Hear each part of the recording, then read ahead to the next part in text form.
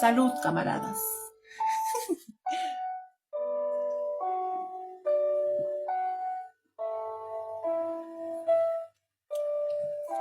Siguiente capítulo, número 2.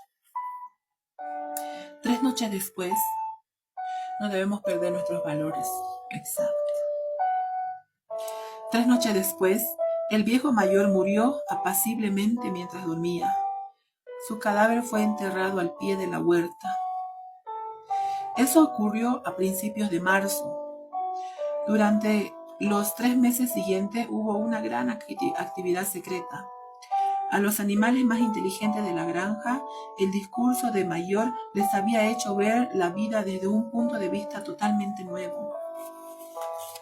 Ellos no sabían cuándo sucedería la rebelión que pronosticara Mayor. No tenían motivo para creer que sucediera durante el transcurso de sus propias vidas, pero vieron claramente que su deber era prepararse para ella. El trabajo de enseñar y organizar a los demás recayó naturalmente sobre los cerdos, a quienes se reconocía en general como los más inteligentes animales.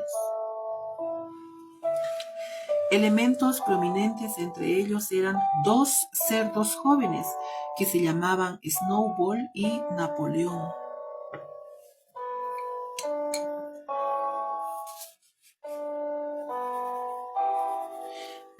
Momento de un ratito, por fin. Le voy a acomodar a mi gata.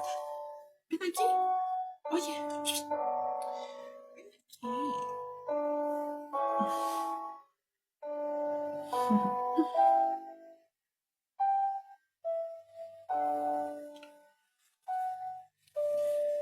Elementos prominentes entre ellos eran 2 cerdos jóvenes que se llamaban Snowball y Napoleón,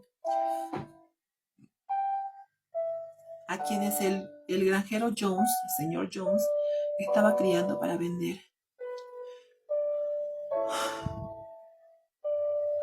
Napoleón era un berraco grande, de aspecto feroz, el único cerdo de raza Berkshire en la granja. De pocas palabras, tenía fama de salirse siempre con la suya. Snowball era más vivaz que Napoleón.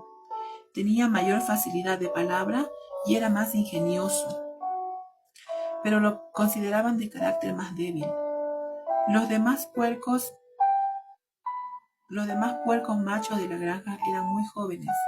El más conocido entre ellos era uno pequeño y gordito que se le llamaba Squealer, de mejillas muy redondas, ojos vivarachos y movimientos ágiles y voz chillona.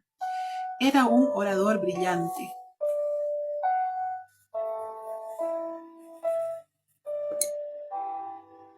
Y cuando discutía algún asunto difícil, tenía una forma de saltar de un lado al lado moviendo la cola que le hacía muy persuasivo. Se decía que Squealer era capaz de hacer ver lo negro blanco. En estos 3 habían elaborado a base de enseñanzas del viejo mayor un sistema completo de ideas al que dieron nombre de animalismo. Varias noches por semana, cuando el señor Jones ya dormía, celebraban reuniones secretas en el granjero, en cuyo transcurso exponían a los demás los principios del animalismo. Al comienzo encontraron mucha estupidez y apatía. Algunos animales hablaron del deber de lealtad hacia el señor Jones, a quien llamaban amo, o hacían observaciones elementales como: el señor Jones nos da de comer. Si él no estuviera, nos moriríamos de hambre. Otros formulaban preguntas tales como: ¿qué nos importa a nosotros lo que va a suceder cuando estemos muertos? O bien, si la rebelión se va a producir de todos modos, ¿qué diferencia hay si trabajamos para ellos o no? Y los cerdos tenían grandes dificultades en hacerles ver que eso era contrario al espíritu del animalismo. Las preguntas más estúpidas fueron hechas por Molly, la yegua blanca. La primera que se dirigió a Snowball fue la siguiente: ¿habrá azúcar después de la rebelión? No, respondió Snowball firmemente. No tenemos medios para fabricar azúcar en esta granja. Además, tú no necesitas azúcar. Tendrás toda la avena y el heno que necesitas. ¿Y me permitirán seguir usando mi cinta en la crin?, insiste Molly, la yegua blanca. Camarada, dijo Snowball, esas cintas que tanto te gustan son el símbolo de la esclavitud. ¿No entiendes que la libertad vale más que esas cintas?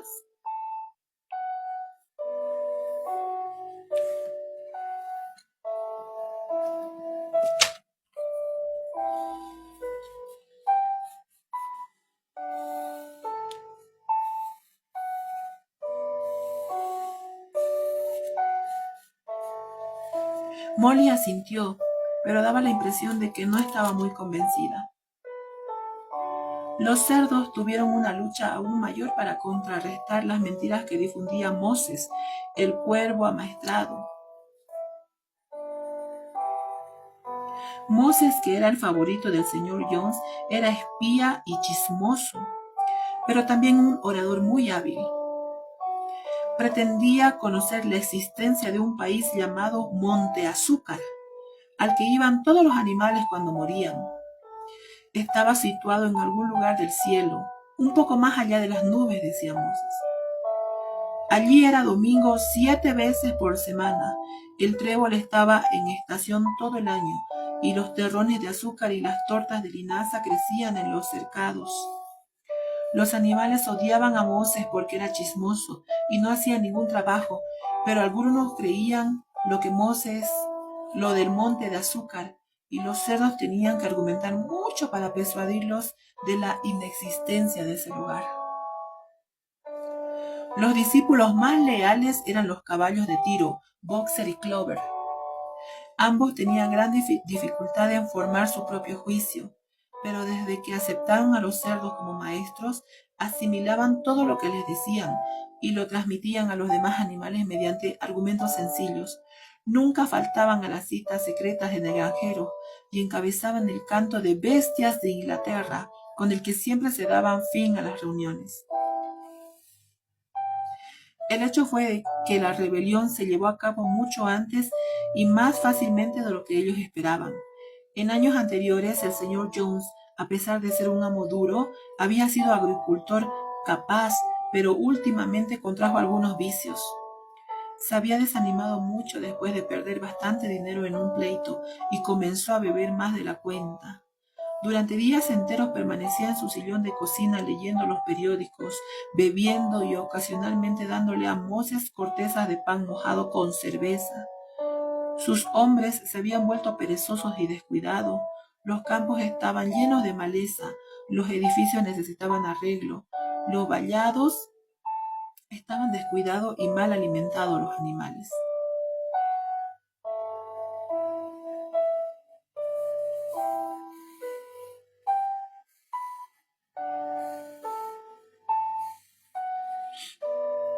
Llegó junio y el heno estaba casi listo para ser cosechado. La noche de San Juan, que era sábado, el señor Jones fue a Wilmington y se emborrachó de tal forma en el León Colorado que no volvió a la granja hasta mediodía del domingo.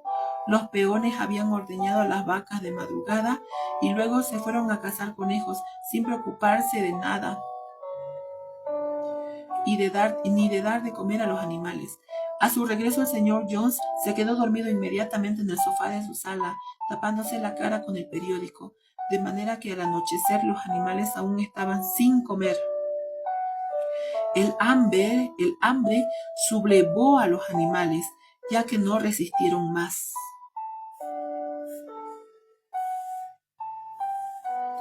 Una de las vacas rompió de una cornada la puerta del depósito de forrajes y los animales empezaron a servirse solos de los depósitos. En ese momento se despertó el señor Jones. De inmediato él y sus 4 peones se hicieron presentes con látigos, azotando a diestra y siniestra. Esto superaba lo que los hambrientos animales podían soportar. Unánimemente, aunque nada había sido planeado con anticipación, se abalanzaron sobre sus torturadores. Repentinamente, Jones y sus peones se encontraron recibiendo empellones y patadas desde todos los lados. Estaban perdiendo el dominio de la situación porque jamás habían visto a los animales portarse de esa manera. Aquella inopinada insurrección de bestias a las que estaban acostumbrados a golpear y maltratar a su antojo los aterrorizó hasta casi hacerles perder la cabeza. Al poco abandonaron su contacto de defensa y escaparon. Un minuto después, los 5 corrían a toda velocidad por el sendero que conducía al camino principal, con los animales persiguiéndoles triunfalmente.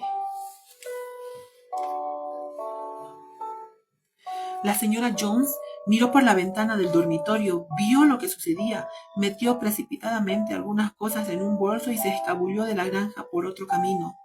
Moses saltó de su percha y aleteó tras ella, graznando sonoramente. Mientras tanto, los animales habían perseguido a Jones y sus peones hasta la carretera, y apenas salieron, cerraron la puerta tras ellos estrepitosamente, y así, casi sin darse cuenta de lo ocurrido, la rebelión se había llevado a cabo triunfalmente. Jones fue expulsado, y la granja Manor era de ellos.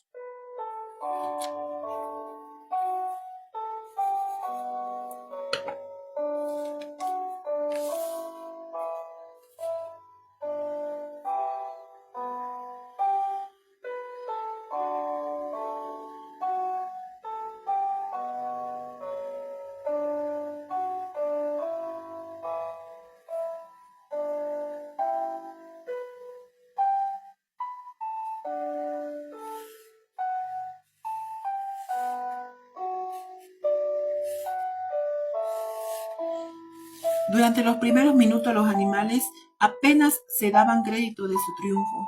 Su primera acción fue correr todos juntos alrededor de los límites de la granja, como para coercionarse de que ningún ser humano se escondía en ella. Luego volvieron al galope hacia los edificios para borrar los últimos vestigios del ominoso reinado del Jones. Irrumpieron en el guardarnés que se hallaba en un extremo del establo. Los bocados, las argollas, las cadenas de los perros, los crueles cuchillos con que el señor Jones acostumbraba a castrar a los cerdos y corderos, todos fueron arrojados al aljibe. Las riendas, las cabezadas, las anteojeras, los degradantes morrales fueron tirados al fuego en el patio, donde en ese momento se estaba quemando la basura. Igual destino tuvieron los látigos. Todos los animales saltaron de alegría cuando vieron arder los látigos. Snowball también tiró al fuego las cintas que generalmente adornaban las colas y crines de los caballos en los días de feria. Las cintas, dijo, deben considerarse como indumentaria, que es el distintivo del ser humano. Todos los animales deben ir desnudos.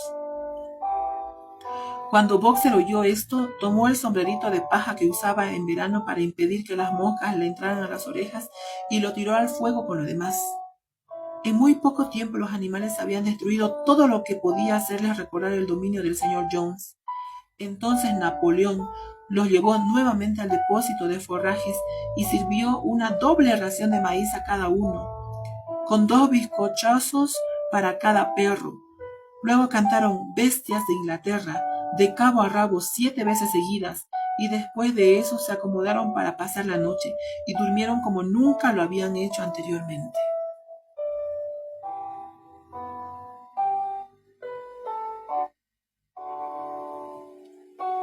Pero se despertaron al amanecer como de costumbre y acordándose repentinamente del glorioso acontecimiento, se fueron todos juntos a la pradera. A poca distancia de allí había una loma desde donde se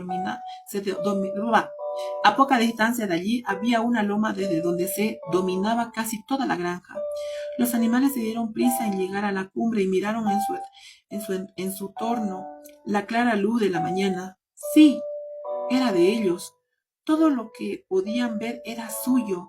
Poseídos por ese pensamiento, brincaban por doquier, se lanzaban al aire dando grandes saltos de alegría. se revolcaban en el rocío, mordían la dulce hierba del verano, coseaban levantando terrones de tierra y aspiraban su fuerte aroma. Luego hicieron un recorrido e inspección por toda la granja y miraron con muda admiración la tierra labrantía, el campo de heno, la huerta, el estanque, el soto. Era como si nunca hubieran visto aquellas cosas anteriormente y apenas podían creer que todo era de ellos. Volvieron después a los edificios de la granja y vacilantes se detuvieron en el silencio ante la puerta de la casa. También era suya, pero tenían miedo de entrar. Un momento después, sin embargo, Snowball y Napoleón empujaron la puerta con el hombro y los animales entraron en fila india, caminando con el mayor cuidado por miedo a estropear algo. Fueron de puntilla de una habitación a otra, temerosos de alzar la voz, contemplando con una especie de temor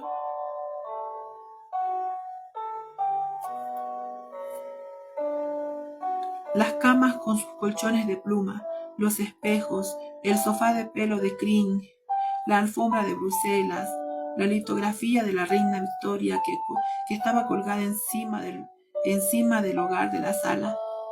Estaban bajando las escaleras cuando se dieron cuenta de que faltaba Molly.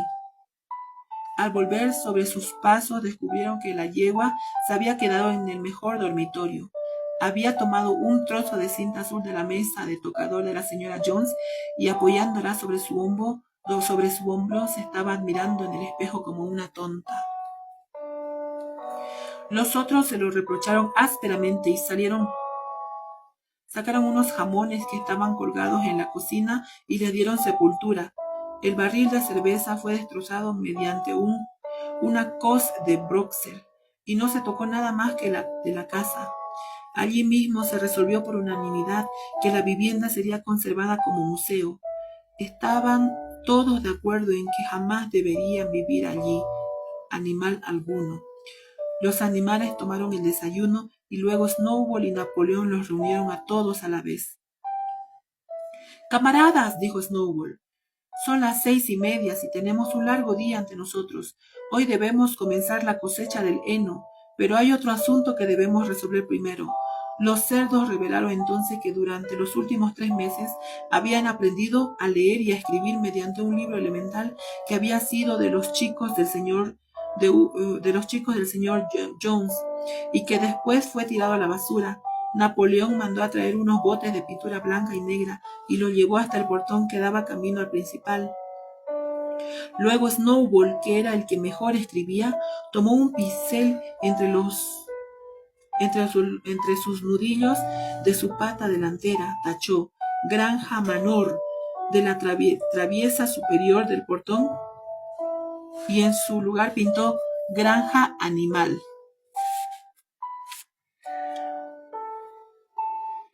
Ese iba a ser de ahora en adelante el nombre de la granja. Después volvieron a los edificios donde Snowball y Napoleón mandaron a traer una escalera que hicieran colocar contra la pared trasera del granero principal. Entonces explicaron que mediante sus estudios de los últimos 3 meses habrían logrado reducir los principios del animalismo a 7 mandamientos. ¿Se escucha bien? Sí, me pueden confirmar por fin.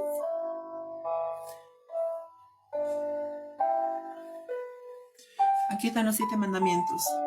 Estos 7 mandamientos serían inscritos en la pared, formarían una ley inalterable por la cual deberían regirse en adelante todos los animales de la granja animal, con cierta dificultad porque no es fácil para un cerdo mantener el equilibrio sobre una escalera.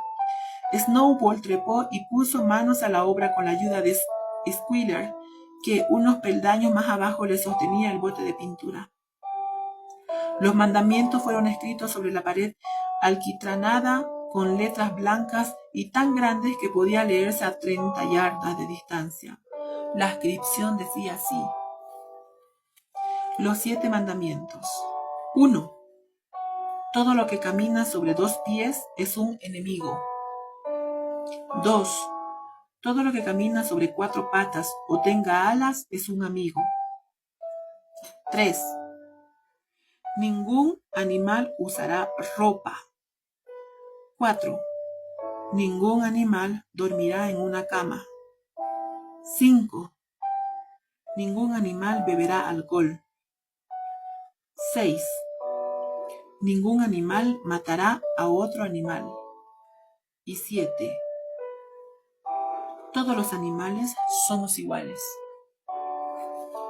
Estaba escrito muy claramente y exceptuando que donde debía decir amigo se leía imago y que una de las S estaba al revés. La redacción era correcta. Snowball lo leyó en voz alta para los demás. Todos los animales asintieron con una inclinación de cabeza demostrando su total conformidad. Y los más inteligentes empezaron enseguida a aprenderse de memoria los mandamientos. Ahora, camaradas, gritó Snowball tirando el pincel. Al ENAR, impongamos el compromiso del honor de terminar las cosechas en menos tiempo del que tardaba Jones y sus hombres. En aquel momento las 3 vacas, que desde un rato antes parecían estar intranquilas, empezaron a mugir muy fuertemente. Hacía 24 horas que no habían sido ordeñadas y sus ubres estaban a punto de reventar. Después de pensarlo un momento, los cerdos mandaron a traer unos cubos y ordeñaron a las vacas con regular éxito, pues sus patas se adaptaban bastante bien a esa tarea.